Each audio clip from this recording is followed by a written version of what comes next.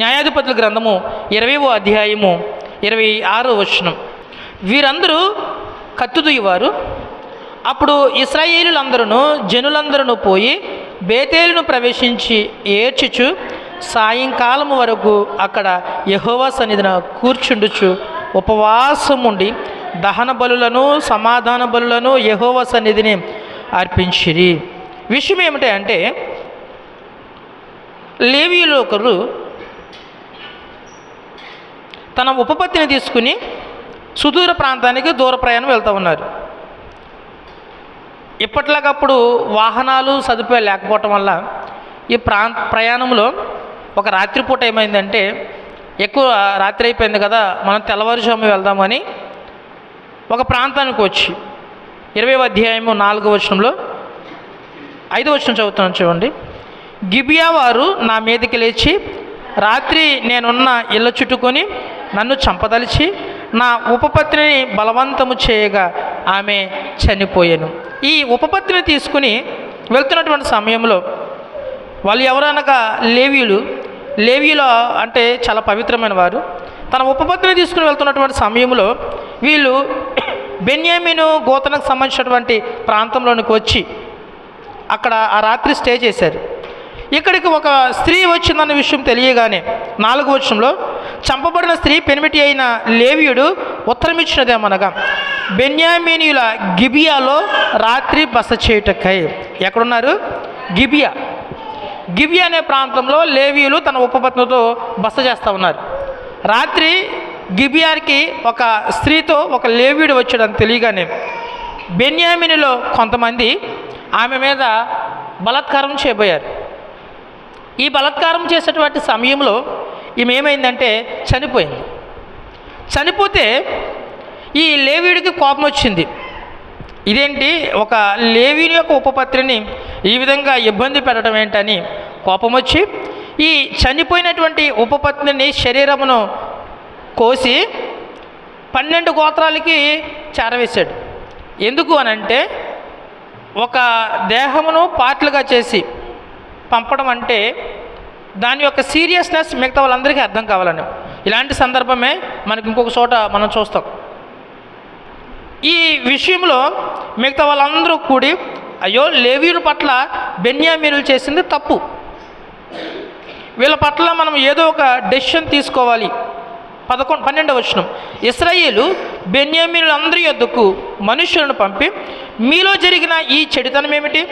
గిబియాలోనున్న ఆ దుష్టులను అప్పగించుడి. ఎవరైతే ఈమె మీద బలాత్కారము చేసి చంపడానికి కారకులయ్యారో వాళ్ళని ఏం చేయాలి? మాకు అప్పగించండి. ఎంతమంది అయితే తప్పు చేశారో వాళ్ళని అప్పగిస్తే ఇబ్బంది ఉండేది కాదు. పోనీ వీళ్ళు చేసిన తప్పు అని క్షమాపణ అడిగితే సరిపోయేది. ఈ బెన్యామీనులు ఏం చేశారు తెలుసా? అప్పగించడం పోయి ఈ బెన్యామీనులు ఆ దుష్టులకి సపోర్ట్ చేశారు. సపోర్ట్ చేయటం వల్ల వారిని చంపిన ఇశ్రాయేలు నుండి దోషమును పరిహరింప చేయదమని పలకగా బెన్యామీనులు తమ సహోదరులకు ఇశ్రాయేలుల మాట నొల్లక యుద్ధమునకు బయలుదేరాలని డిసైడ్ అయిపోయారు. మాటలతో పోయేదాన్ని ఎక్కడ దాకా తీసుకొచ్చారు? ఇప్పుడు యుద్ధానికి తీసుకొచ్చారు. ఈ బెన్యామీనులు చేసింది చాలా తప్పు. వాళ్ళు ఏమి అడగల, ఎవరైతే తప్పు చేశారో వాళ్ళు మాకు అప్పగించండి, వాళ్ళకి సరైనటువంటి గుణపాఠం చెప్పి శిక్ష వేద్దాం, సరిపోద్ది. ఎందుకంటే మీరు మేము మనందరము అన్నదమ్ములమే, మన మధ్య ఇలాంటి తప్పిదము జరగటం అనేది మనకి అంత మంచిది కాదు. ఇశ్రాయేలుకి ఇది చెడ్డ పేరు తీసుకొచ్చేటువంటి ఘాతుకం ఇది, కాబట్టి దీన్ని ఇలా చేయటం మంచిది కాదు. పైగా తప్పు జరిగింది ఎవరి పట్ల అంటే లేవీయుల పట్ల, అది మనకి ఇంకా మంచి పద్ధతి కాదు. తప్పు చేయటం ఎంతో పెద్ద తప్పు, తప్పు చేసిన వారికి సపోర్ట్ చేయటం కూడా అంతే తప్పు. వీళ్ళు చెప్తూ ఉన్నారు, మీరు ఏదో తప్పు చేశారు, వీళ్ళకి శిక్ష వేస్తే ఇశ్రాయేలు మీద ఆ మచ్చనేది తొలగిపోతుంది, దయచేసి వాళ్ళని అప్పగించండి అంటే మేము అప్పగించం సరికదా. వీళ్ళే చెప్తూ ఉన్నారు, బయలుదేరండి మనం వాళ్ళతో యుద్ధం చేద్దాం. చేసేది ఏమి లేక వీళ్ళందరూ ఇశ్రాయేలందరూ ఇప్పుడు ఏం చేస్తూ ఉన్నారంటే యుద్ధానికి సిద్ధమవుతూ ఉన్నారు. 15వ వచనం. ఆ దినమున బెన్యామీనీలు తమ జనసంఖ్యను మొత్తము చేయగా 700 మంది అయిన గిబియా నివాసులు గాక కత్తిదీయు సమర్థులై పట్టణం నుండి వచ్చిన వారు 26,000 మంది. మొత్తం ఎంతమంది?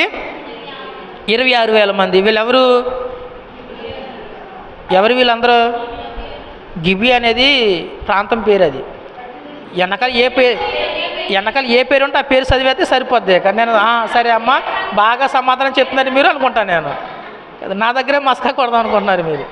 గిబి అనేది ప్రాంతం యుద్ధానికి సిద్ధమైనటువంటి ప్రాంతం. అది ఇక్కడ 2 జాతులు ఉన్నాయి, ఒకటి బెన్యామీనులు, 2 ఇశ్రాయేలు.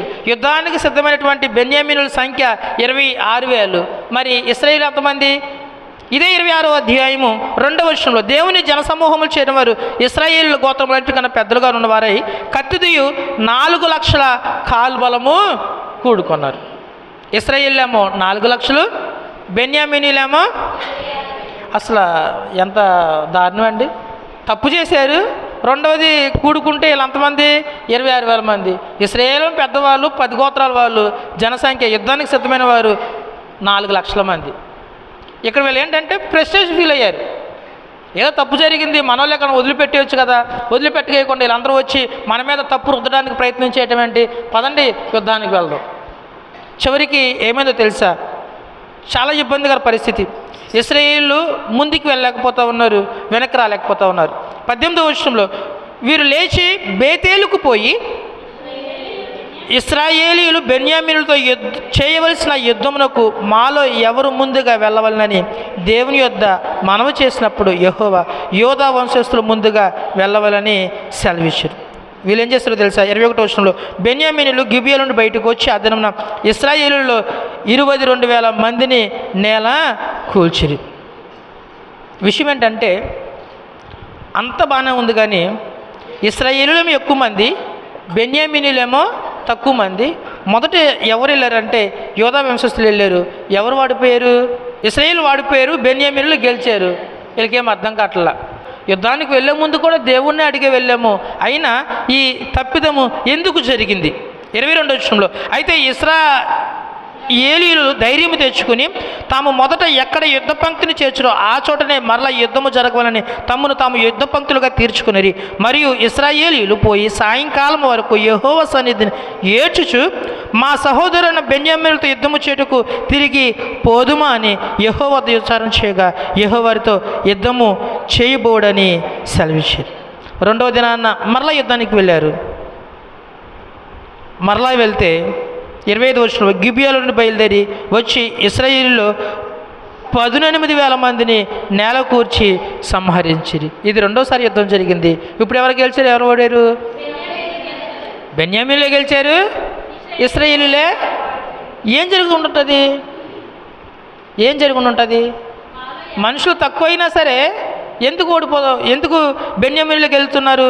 ఎందుకు వీళ్ళు ఓడిపోతూ ఉన్నారు? వీళ్ళకి అర్థం కావట్లేక ఇప్పుడు ఏం చేద్దామంటే ఇలా మామూలుగా దేవుని అడిగితే కుదరదు. మనం ఏం చేయాలి? ఉపవాసం ఉండాలి.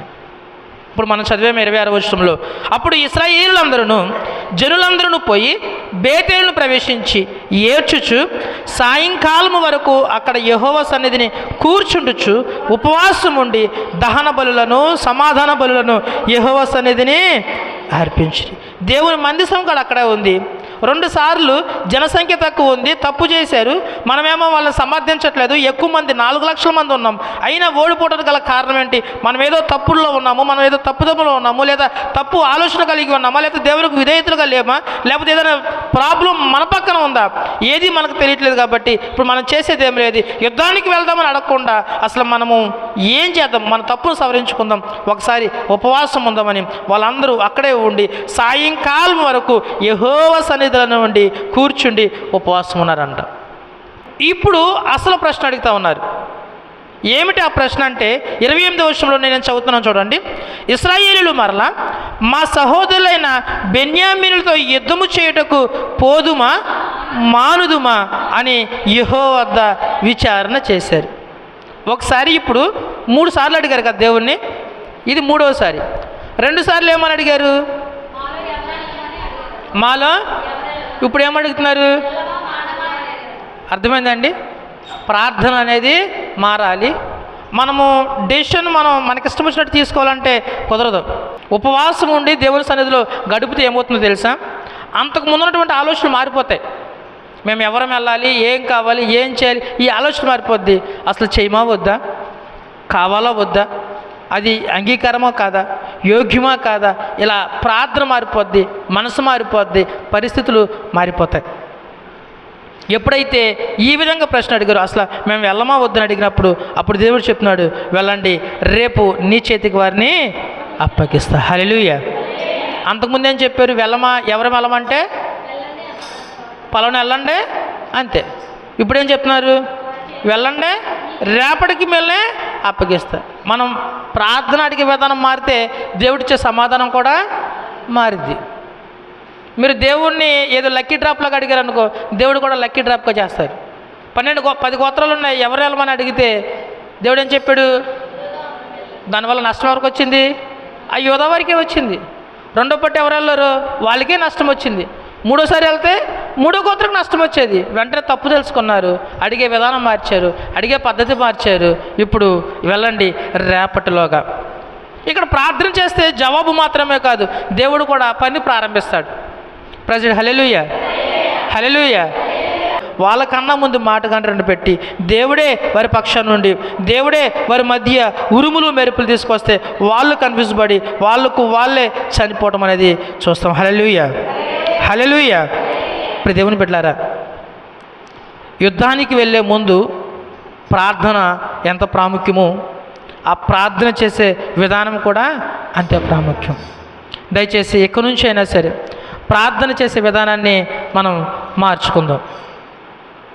దేవా, నీకు ఇష్టానుసారం, నీకు ఇష్టమైతే, నీకు చిత్తమైతే నాకు అది ఇవ్వు, అంతేగాని నాకు అది ఇవ్వు, నాకు అది ఇవ్వు, నాకు అది. చిన్నపిల్లలు కొట్టుకాడికి వెళ్ళినప్పుడు మనం 2 రూపాయలు తీసుకెళ్తాం, వాడు ఎంత అడుగుతాడు? 10 రూపాయలు అడుగుతాడు. ఇక వదలరు, కావాలి కావాలి కావాలి కావాలి. మనకు ఎలా ఉంటుంది? చేతిలోనేమో 2 రూపాయలే ఉన్నాయి, ఆడేమో కావాలంటున్నాడు. అప్పుడు అడిగిదామంటేనేమో ఆడు అప్పుడు ఏం చేయాలి? మనం అడిగే ప్రార్థన దేవుడి పరిస్థితి కూడా అలాగే ఉంటుంది.